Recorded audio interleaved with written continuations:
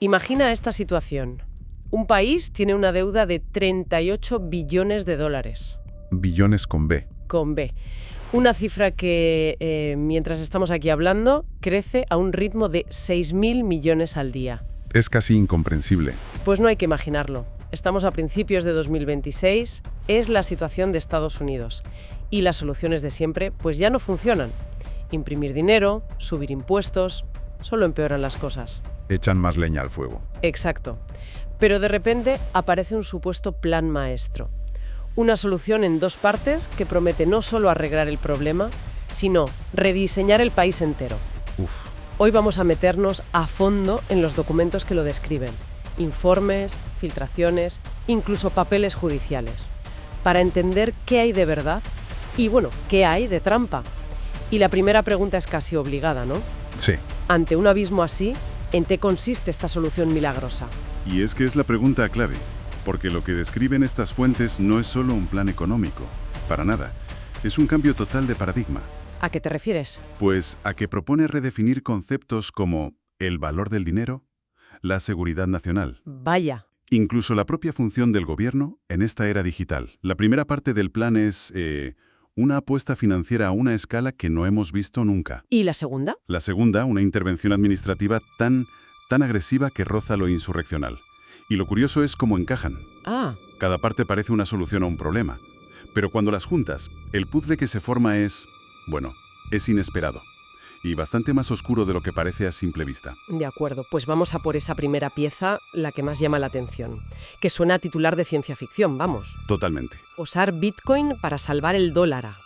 El corazón de la idea, según la ley Bitcoin de 2025 que tenemos aquí, impulsada por figuras como Michael Saylor o la senadora Cynthia Lummis, es crear una reserva estratégica de Bitcoin. El plan es que el gobierno compre 1 millón de bitcoins en 5 años. O sea, unos 200.000 al año. Es una auténtica barbaridad. Para que nos hagamos una idea, ese millón de monedas representaría cerca del 5% de todos los bitcoins que existirán jamás.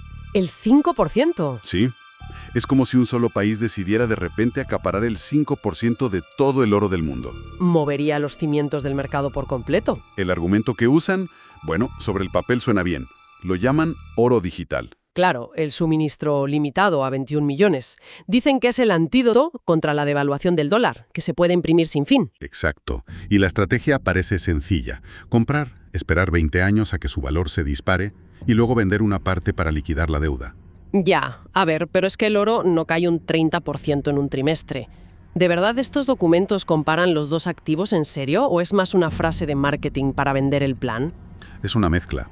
Los modelos que citan, de analistas como Vanek, pintan un escenario muy optimista. ¿Qué dicen?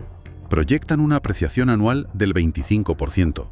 Con eso, esa reserva podría generar lo suficiente para pagar 21 billones de dólares de deuda para 2049. Que es una cifra que resolvería gran parte del problema. Desde luego. Y luego está el plan de máximos de Saylor, el que él llama Trump Max.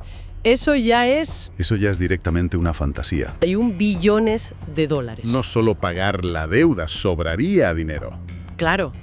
Pero todo esto se basa en la premisa de que el precio solo puede subir. Y aquí los críticos y, bueno, la propia historia de Bitcoin tienen mucho que decir. La volatilidad es extrema.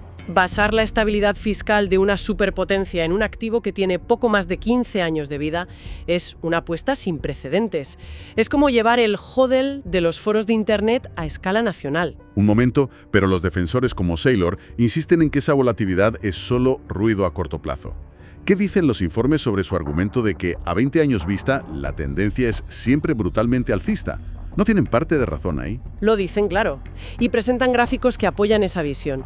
El problema es de escala y de riesgo. Ya. Nunca antes se ha vinculado la solvencia de una nación a la tendencia de un activo tan joven y especulativo. Es un experimento en vivo con la economía más grande del mundo. Y aquí, fíjate, está la primera pista de que quizás el dinero no es el único objetivo. A ver. Si el plan Bitcoin es tan infalible como dicen, ¿por qué necesitas al mismo tiempo una reestructuración gubernamental tan agresiva? Buena pregunta. A menos que la primera parte, la financiera, sea solo la cortina de humo para la segunda. Precisamente. Por esa volatilidad, muchos analistas en estos informes se preguntan si el plan Bitcoin no es más que una maniobra de distracción. Un cebo brillante. Un cebo brillante y tecnológico. Mientras todo el mundo mira la pantalla, con el precio de las criptos subiendo y bajando, la segunda parte del plan maestro se pone en marcha. De una forma mucho más silenciosa y, para muchos, más peligrosa. Y entra en escena el llamado Departamento de Eficiencia Gubernamental, y el nombre que eligen para su acrónimo es Doge. No es casualidad, claro. Para nada. Es un guiño a un meme, a una criptomoneda que nació como una broma. Es casi una provocación. Pero, como revelan estos documentos, sus métodos no tienen ninguna gracia. Ninguna. Al frente, Elon Musk y Vivek Ramaswamy, un empresario y político conocido por sus posturas anti-establishment. Su misión oficial: desmantelar la burocracia y recortar $2 billones del presupuesto anual. Su método es casi de corporate raiders de los años 80, pero para el gobierno. Totalmente. No es una agencia, es una organización temporal, con un poder casi absoluto. Sus equipos, a los que llaman incrustados, se instalan directamente en las agencias federales. No para optimizar, sino para amputar. Despidos masivos, eliminación de regulaciones, cancelación de contratos. Todo sobre el terreno y con efecto inmediato. Y aquí es donde la cosa se pone turbia. Lo más fascinante es el secretismo absoluto con el que operan. ¿Qué se sabe? Tenemos aquí los documentos de un caso judicial bajo la Ley de Libertad de Información. En ellos, los abogados de Doge argumentan algo insólito. ¿El qué? Que como no son una agencia permanente, no están sujetos a las leyes de transparencia. Son, a efectos legales, un fantasma que puede actuar sin dejar rastro. Y los detalles que se filtran son de película de espías. Los empleados usan Signal, con mensajes que se autodestruyen. O sea, todo encriptado. Exacto. Los informes de funcionarios de carrera dicen que se niegan a identificarse en las reuniones. Y la clave de todo: operan desde la oficina ejecutiva de la Casa Blanca. Claro. Eso les permite blindar todas sus comunicaciones bajo el privilegio presidencial. Un escudo legal que normalmente se reserva para las conversaciones más sensibles del presidente. Y que aquí se usa para mantener sus operaciones totalmente en secreto. Lo que nos lleva a una nueva pregunta, que ya no tiene que ver con la economía. Si tu objetivo es la eficiencia y el ahorro, ¿por qué necesitas este nivel de opacidad? ¿Por qué actuar como una célula clandestina? Exacto. El misterio ya no es si el plan funcionará. Es quiénes son esta gente y cuál es su verdadera agenda. Y al principio todo esto podría parecer un simple caso de conflictos de interés, de enriquecerse a costa de lo público, pero los informes de la oposición y de varios grupos de vigilancia pintan un cuadro que va mucho más allá. El dinero no lo es todo. No. Primero, la excusa del ahorro se desmorona. Ese famoso recorte de $2 billones. Los análisis independientes concluyen que las métricas de Doge son, y cito, tremendamente imprecisas e inconsistentes. Vaya. Su propia web de transparencia, el muro de recibos, está plagada de errores de contabilidad básicos. Con lo cual el objetivo declarado, que era ahorrar dinero, no se está cumpliendo de forma verificable. Es una fachada. Entonces la pregunta es obligada. Si no están ahorrando dinero, ¿qué están haciendo exactamente? Están haciendo negocios. Las fuentes apuntan a conflictos de interés flagrantes. La clave es que Elon Musk opera como empleado especial del gobierno, una figura que le exime de cumplir algunas de las normas éticas más estrictas. Se saltan las reglas. Y los ejemplos son escandalosos. Mientras Doge cancela contratos de competidores, sus empresas SpaceX y xAI ganan nuevos contratos multimillonarios con la NASA y el Pentágono. Y no es un caso aislado, es un patrón. Para nada. Los informes detallan cómo un equipo de Doge fue enviado a la FDA, la Agencia del Medicamento. Su misión, una reestructuración. ¿El resultado? Despidieron a varios de los investigadores clave que supervisaban los ensayos clínicos de Neuralink, otra empresa de Musk. Madre mía. O el caso que destapó la prensa de un miembro de Doge que dirigía los despidos en la Oficina de Protección Financiera del Consumidor, la CFPB. Sí. Se descubrió que este individuo poseía acciones por valor de $365,000 en empresas de crédito que estaban siendo investigadas por esa misma oficina que él estaba desmantelando. Es increíble. Pero incluso esto, la corrupción, el amiguismo, parece que es solo una parte de la historia. El verdadero objetivo parece ser otro.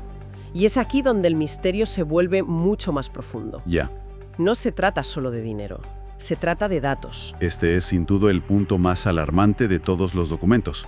La verdadera moneda de cambio no es el dólar ni el Bitcoin, es la información.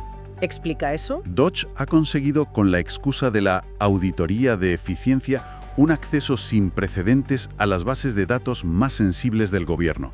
Estamos hablando del santo grial de los datos personales. O sea, Imagina una carpeta digital que contiene tus declaraciones de la renta de la IRS, tu historial médico de Medicare, dónde has trabajado toda tu vida según la Seguridad Social, todo. Y según estas denuncias, esa carpeta está ahora en manos de un equipo que opera sin supervisión. espera, acabo de releer la cita de ese informe interno del Departamento del Tesoro y es que es para no dormir. Califican el acceso de Doge a sus sistemas de pago como, y cito textualmente, la mayor amenaza de riesgo interno que la Oficina del Servicio Fiscal ha enfrentado jamás. Lo dice su propia gente de inteligencia. Claro, no es un adversario extranjero, es un equipo creado por la propia Casa Blanca. Y una vez que tienes los datos, los puntos se conectan solos. Aparecen denuncias de que están consolidando toda esa información en una base de datos maestra sobre millones de ciudadanos. ¿Y qué hacen con ella? Otras fuentes afirman que están transfiriendo esa información a servidores externos privados fuera del control y la seguridad del gobierno. Y la prueba definitiva llega en un juicio, donde el propio Departamento de Justicia se ve forzado a admitir que personal de Doge compartió datos sensibles de la seguridad social con un grupo de defensa política. Madre mía. Esto lo cambia todo. Completamente. El relato inicial, la gran promesa era resolver una crisis de deuda de 38 billones.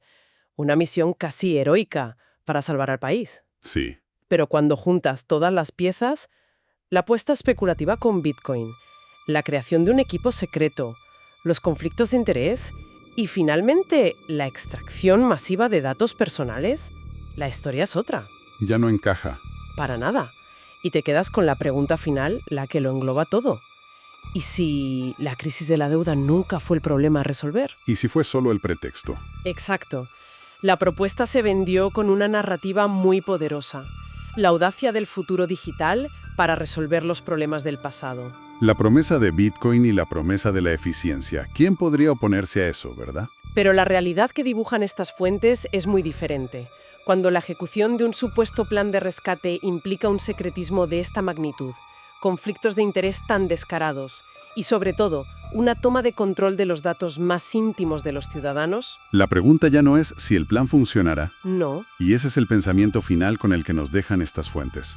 La pregunta para reflexionar es, ¿en qué punto un plan diseñado para salvar el sistema empieza a parecerse, pieza por pieza, a un plan para apoderarse de él